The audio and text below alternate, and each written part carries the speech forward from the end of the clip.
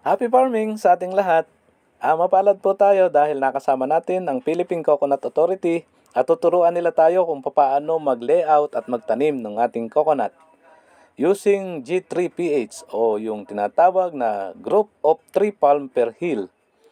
Ayan po, meron tayong ginamit na triangle na may sukat na 2 meters by 2 meters. Yung bawat kanto po nito, lalagyan natin ng istaka and then yun ang ating huhukayin para taniman ng ating coconut. So, ayan, ganyan po yung paraan kung paano mag-layout. At ipapakita rin natin yung gamit po na tinatawag na earth auger o yung pambutas natin ng tataniman ng coconut. So, ayan, ganyan lang kabilis kung sakaling meron kayong earth auger na gamit para sa pagtatanim ng coconut. Ito po ay applicable sa mga hindi masyadong mabato, then hindi rin maugat yung na parte ng ating lupa na tatamnan. So, mas mabilis siya. Ang bilis niyang ipanghukay ng tataniman ng ating coconut na yan. So, ayan. At pagkatapos po niyan, ipapakita natin kung paano naman yung paraan ng pagtatanim ng ating coconut kung sakaling ito ay nakalagay sa polyethylene bags o yung black bag na tinatawag. Ayan, ganyan lang po yung ginagawa. Tinatanggal lang po yung ilalim na parte ng ating black bag o polyethylene bag and then doon padadaanin yung ating tanim na coconut. So, ayan, makikita po natin kung ano yung kanyang gagawin. Ito po yung isang magandang paraan ng pagtatanim kung sakaling nasa polyethylene bag yung inyong coconut dahil hindi siya basta-basta na i-stress dahil hindi napuputol ang kanyang ugat. Sakaling atin nang itatransplant yung ating coconut. Ayan, inilagay na po niya dun sa ating hole, sa butas. Then, dahan-dahan niyang tatanggalin yung polyethylene bags. Kung saan ito ay palulusutin niya doon sa itaas, paitaas yung ating plastic bag. Ayan.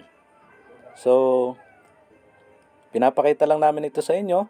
Ito yung best na paraan ng pagtatanim sakaling nasa polyethylene bag. Ayan, ganyan po yung paraan na ginagawa natin. At ito po yung itinuturo sa atin ng Philippine Coconut Authority nang sa ganon ay masigurado natin na maayos yung ating halaman. Ayan, nilagyan pa nila ng growth enhancer. Pero yung ilalim nito, meron na rin pong organic fertilizer, then nilagyan pa ng growth enhancer para sa ganon ay mabilis na ma-absorb yung ating nilagay na organic fertilizer at ma-assure natin, masigurado natin na mabilis lalaki ang ating tanim na nyog. Ayan, at didikpiin niya para sa ganon kung sakaling dumating man ang malakas na hangin ay hindi siya basta-basta matutumba. Ganun po yung ginawa upang nang sa ganon na maipakita na maayos yung paraan ng pagtatanim. Ayan. Ito naman po yung isa. Ayan, tinanggal niya.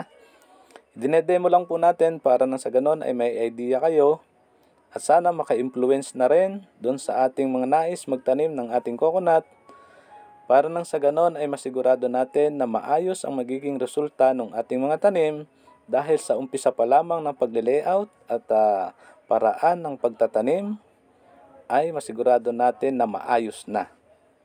Kaya sana sa mga nais magtanim ay ito'y isang idea lamang at sinishare namin sa inyo upang meron kayong basihan sa pagtatanim ng ating coconut.